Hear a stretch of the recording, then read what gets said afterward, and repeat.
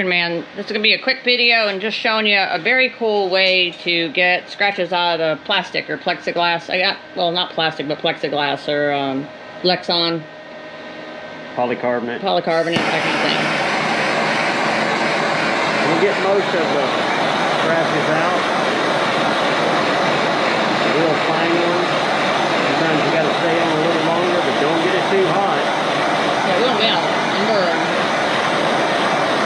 But it'll take care of a lot of those little scratches.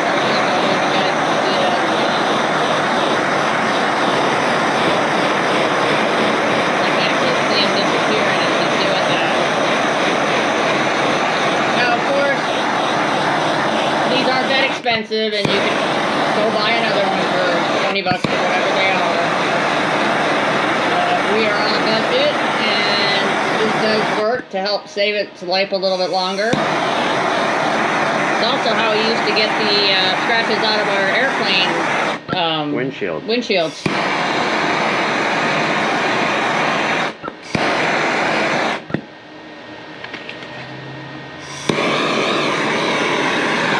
Some of those scratches are inside. That's what happens when you get it too hot.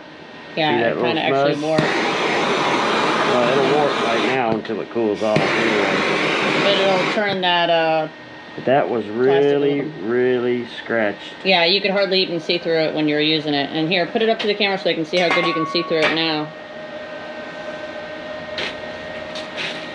You can see it looks really good. Yeah. Compared to it had deep scratches in it and lots of little tiny scratches in it. So, alright guys, that's pretty much it for the video. Just like, subscribe, come back and visit us again for more cool and amazing tips. Go ahead, babe. Yeah. It's better to do it with a heat gun, not a torch. Yeah.